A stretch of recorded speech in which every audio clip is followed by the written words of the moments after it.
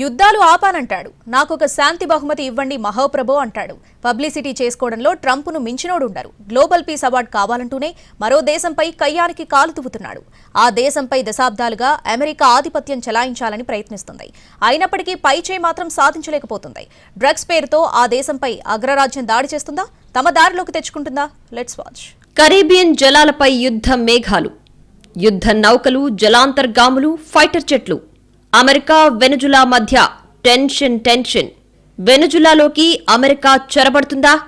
వెనుజులా అధ్యక్షుడికి డ్రగ్స్ తో సంబంధం ఉందా?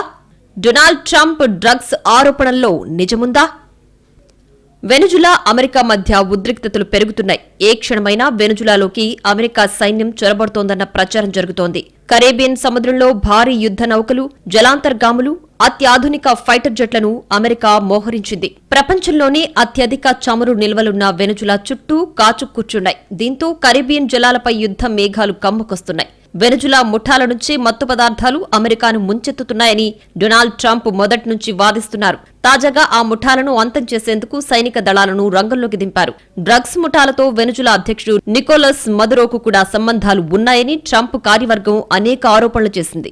ఆయన్ను పట్టించే సమాచారం ఇస్తే ఏకంగా $50 మిలియన్ బహుమతి ప్రకటించింది. ఇటీవలే మదురో సర్కారు ఇక రోజులు లెక్క పెట్టుకోవాలని ట్రంప్ స్వయంగా సోషల్ మీడియాలో హెచ్చరించారు. మదురో ఎన్నికను అమెరికా గుర్తించడం లేదని శ్వేత సౌధం ప్రకటించింది. దీంతో అక్కడ ప్రభుత్వాన్ని కూల్చే ఉద్దేశం కూడా ట్రంప్ కార్యవర్గానికి ఉన్నట్లు తెలుస్తోంది. కేవలం డ్రగ్స్ ముఠాల కోసం యుద్ధం స్థాయిలో అమెరికా బలగాలను మోహరించింది. మొత్తం 8 వార్షిప్లను వెనుజులా చుట్టూ సిద్ధంగా ఉంచింది. ది ఇవోజిమా ఆంఫిబియన్ రెడీ గ్రూప్లోని USS San Antonio, USS Iwo Jima, USS Fort Lauderdale నౌకలు 4500 మంది సైనికులతో కరేబియన్ సముద్రంలోకి వెళ్లాయి. 22వ మెరైన్ యూనిట్ కమాండోలు, 2200 మంది వీరులు ఉన్నారు. ఏవీ-8B Harrier attack aircraft, guided missile డెస్ట్రాయర్లైన USS Jason Dunham, USS Gravely దక్షిణ కరేబియన్ లో మోహరించాయి. తూర్పు పసిఫిక్ లో యుఎస్ఎస్ శాంప్సన్ త్వరలో వచ్చి చేరనుంది. ఒక్కో డెస్ట్రాయర్ లో 90 క్షిపణులు ఉంటాయి. Guided missile cruiser USS Lake Erie, Minneapolis, Saint Paul కూడా వెనుజులాపై గురిపెట్టున్నాయి. 2 రోజుల క్రితమే 10F-35 ఫైటర్ జెట్లను ప్యూటోరికోలో మోహరించింది. పెద్ద సంఖ్యలో P-8 నిఘా విమానాలను రంగంలోకి దించింది. ఇటీవలే డ్రగ్స్ బోటు అంటూ ఓ పడవను అమెరికా దళాలు ముంచేశాయి. దీంతో 11 మంది మరణించారు. అమెరికా మోహరింపులను మదురో తప్పుపట్టారు. గత 100 ఏళ్లలో తమ దేశం ఎదుర్కొన్న అతిపెద్ద ముప్పుగా దాన్ని వర్ణించారు. 8 నౌకల్లో 1200 క్షిపణులను తమపై గురిపెట్టారని వెనుజులా అధ్యక్షుడు మదురో ఆరోపించారు. వెనుజులా నుంచి మాదక ద్రవ్యాల ముఠాలు పనిచేస్తున్నాయన్న ట్రంప్ ఆరోపణలు వాస్తవమే. దళాలకు దొరికినప్పుడు సముద్రంలో పారబోసే కొకైన్ దెబ్బకు అక్కడి షార్క్ చేపల్లో కూడా దాని ఆనవాళ్లు ఉన్నాయంటే అక్రమ రవాణా స్థాయిని అర్థం చేసుకోవచ్చు. కానీ డ్రగ్స్ ను సముద్రంలో పట్టుకుని నిందితులను అరెస్ట్ చేయడానికి ఇంత భారీ సంఖ్యలో యుద్ధ నౌకలు, ఫైటర్ జెట్లు అవసరమా అన్నదే సందేహాలొస్తున్నాయి. వాస్తవానికి ప్రపంచంలోనే అతిపెద్ద చమురు నిల్వలు వెనుజులాలో ఉన్నట్లు నిర్ధారణ అయింది. Statistical review of world energy లెక్కల ప్రకారం 2021 నాటికి ఈ దేశంలో 48,000 మిలియన్ టన్నుల చమురును గుర్తించారు. ఇవి సౌదీలో నిల్వల కంటే అధికం. ప్రపంచ చమురులో 17% సమానం. కానీ ప్రపంచ చమురు వ్యాపారంలో ఈ దేశం వాటా కేవలం 0.8%. అమెరికా అక్కడి ప్రభుత్వ రంగ కంపెనీ పెట్రోలియస్ డే వెనుజులా ఎస్ఏపై ఆంక్షలు విధించడమే దీనికి కారణం.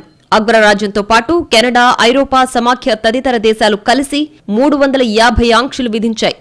వెనుజులాలో చమురు రిజర్వ్లను అమెరికా స్వాధీనం చేసుకోవాలని ట్రంప్ తొలిసారి అధికారంలోకి వచ్చినప్పుడే ప్రయత్నించారు. 2017లోనే వెనుజులాపై ఎందుకు యుద్ధం చేయడం లేదని ప్రశ్నించారు. వాళ్ల వద్ద చాలా చమురుందని, భౌగోళికంగా మనకు చాలా దగ్గర అని వ్యాఖ్యానించారు. గతంలో కూడా మదురో సర్కారును కూల్చేందుకు ట్రంప్ ప్రయత్నించారు. గతంలో పదవిని వీడే సమయానికి వెనుజులా కుప్పకూలడానికి సిద్ధంగా ఉందని, లేకపోతే ఆక్రమించుకునేవాళ్లమని కామెంట్స్ చేశారు. అప్పట్లో అమెరికా SSA-HR మెక్ మాస్టర్ సహా పలువురు మంత్రులు ట్రంప్ ఆలోచనను వ్యతిరేకించారు. మరోవైపు చైనా మాత్రం అమెరికా ఆంక్షలకు భయపడకుండా వెనుజులాలో $212 బిలియన్ పెట్టుబడులు పెట్టింది. ఆ దేశం ఉత్పత్తి చేసే చమురులో 90% బీజింగ్ కొనుగోలు చేస్తోంది. చమురు క్షేత్రాల అభివృద్ధికి 2026లో మరో $1 బిలియన్ పెట్టుబడి పెట్టనుంది. 2007 నుంచి చమురుకు రుణ ఒప్పందాలు చేసుకుని $50 బిలియన్ ఇచ్చింది. భారత్ ఈ దేశం నుంచి కొన్నేళ్లు చమురు కొన్నా ఆంక్షలకు భయపడి బాగా తగ్గించేసింది. అమెరికాతో పోలిస్తే వెనుజులా సైన్యం చాలా చిన్నది. 1,23,000 మంది సైనికులు, 8,000 మంది రిజర్విస్టులు, 2,20,000 మంది పౌర సైన్యం ఉంది.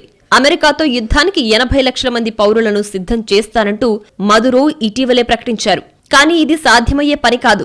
సుఖోయ్ 30, 1980 నాటి F-16 ఇరాన్ డ్రోన్లు ఉన్నాయి. మొత్తం 229 యుద్ధ విమానాలున్నాయి. ప్రపంచంలో అత్యధిక ఆయుధ సంపద కలిగిన అమెరికా వద్ద వివిధ రకాల 13,000 విమానాలున్నాయి. చైనా, రష్యాతో సన్నిహిత సంబంధాలు ఉన్నా భౌగోళికంగా దూరంగా ఉండడంతో అవి ఎంతవరకు వెనుజులాను ఆదుకుంటాయో చెప్పలేని పరిస్థితి.